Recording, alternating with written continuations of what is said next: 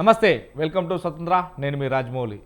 తెలంగాణ రాష్ట్రంలో బీసీలకు 42% రిజర్వేషన్ కల్పించాలని డిమాండ్ చేస్తూ రేపు తెలంగాణ బంద్కు బీసీ సంఘాలు జేఏసీ పిలుపునిచ్చింది. ఈ బంద్కు అన్ని పార్టీలు మద్దతు ఇచ్చాయి.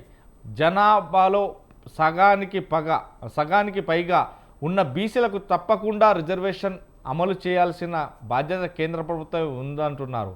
మరి బీసీలను న్యాయపరంగా ఎవరు ఓడిస్తున్నారు, బీసీలకు అడ్డుపడుతున్నది ఎవరు అనే దానిపైన ఇవాటి ఈ బిగ్ టాక్లో చర్చిద్దాం.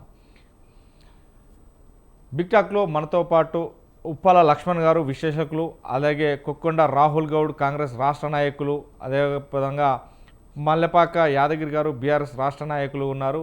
మరొక బీజేపీ క్యాండిడేట్ కూడా జాయిన్ అవుతారు త్వరలో. ముందుగా లక్ష్మణ్ గారు, గుడ్ ఈవినింగ్ అండి.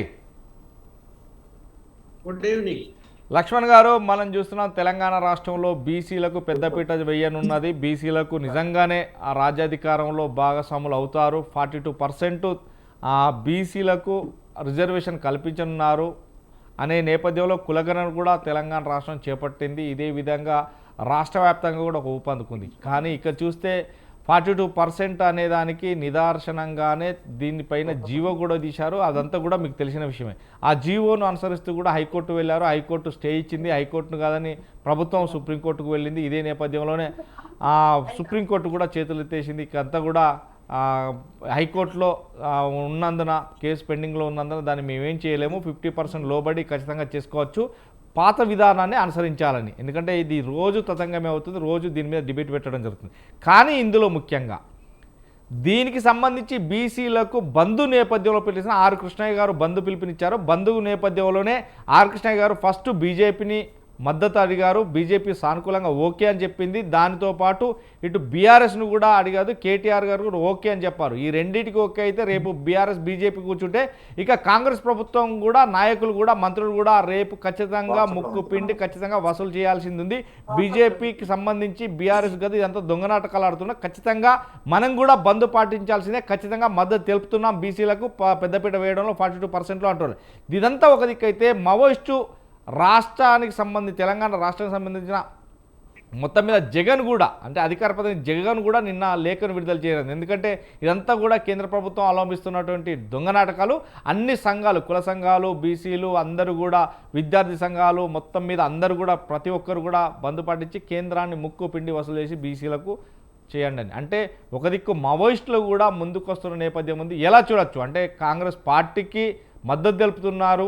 ఈ నేపథ్యంలో బీఆర్ఎస్ నాయకులు కావచ్చు, బీజేపీ వీళ్ళందరూ కూడా సబ్బండ వర్గాలు చేస్తే ఇదంతా కూడా కలిసి కేంద్రానికి పోవచ్చు కదా, ఎలా చూడొచ్చు? బంధు పిలిపించారు, అందులో అన్ని రాజకీయ పార్టీలు పాల్గొంటాయి. అంటే ఎవరి కోసం, ఎవరి మీద బంధు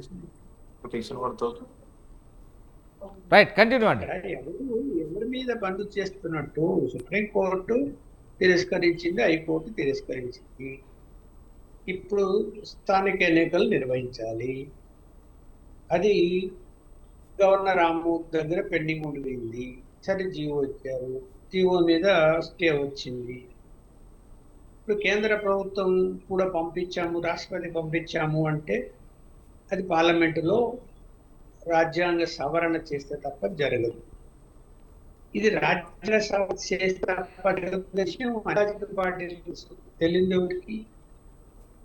కాకపోతే ఏంటంటే కులగణన చేయటం అన్నది ఖచ్చితంగా ఒక మంచి అంశంగానే చెప్పవచ్చు.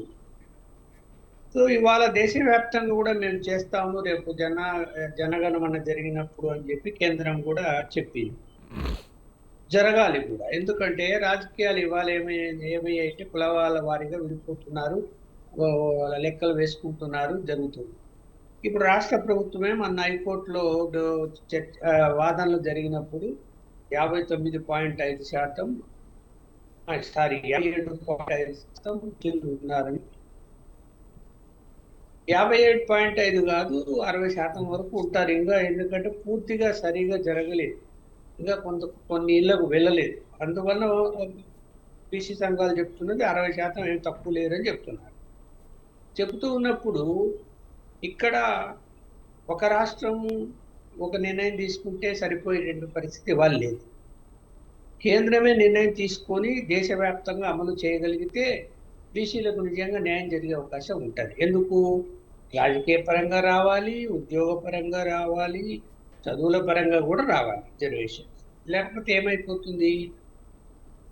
అణగదొక్కే పరిస్థితి ఉంటుంది. చూస్తున్నాం కదా మనం.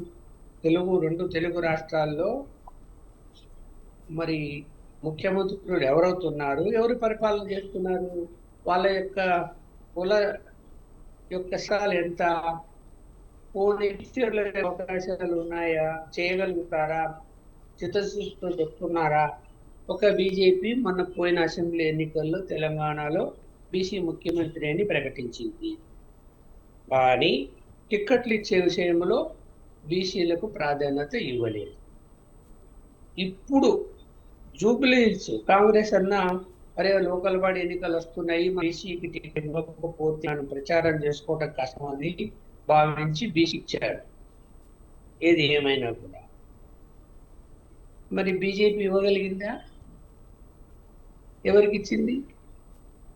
మరి చిత్తశుద్ధి కనిపిస్తున్నాయా? కనపడడం లేదు. కనీసం చెప్పుకోవడానికి చిత్తశుద్ధి ఉండాలి కదా.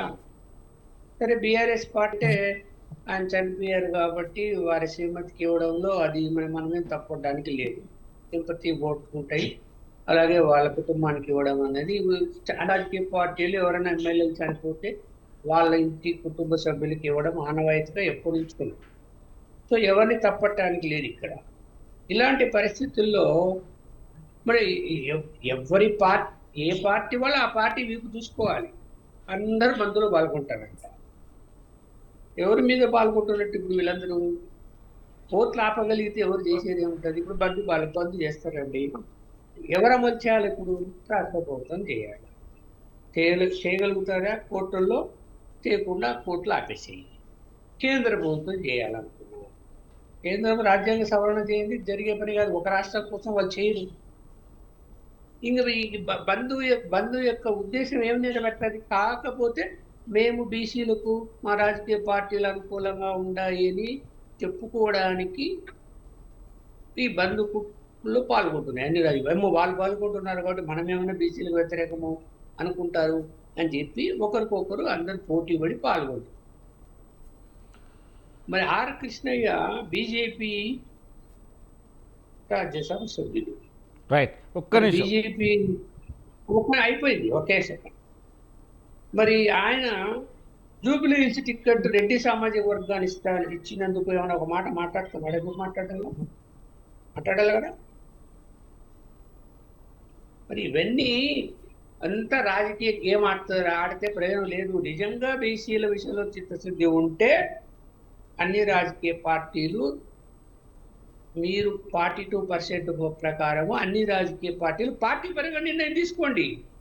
ఎస్, మేము 42% సీట్లు ఇచ్చేస్తాము, ఇదిగో ప్రభుత్వం దగ్గర లెక్కలు ఉన్నాయి, ఏ నియోజకవర్గంలో బీసీలు ఉన్నారని లెక్కలు తేల్చారు కదా. ఆ లెక్కలు తీసుకొని ఒక వేది మీదకి రండి అన్ని రాజకీయ పార్టీలు. ఎస్, రేపు రాబోయేటువంటి ఎన్నికల్లో, లోకల్ బాడీ ఎన్నికల్లో మేము పార్టీ పరంగా 42% మందికి మేము టిక్కెట్లు ఇస్తాము. అయిపోయి కదా, ఇంత గొడవలు ఎందుకు? రైట్.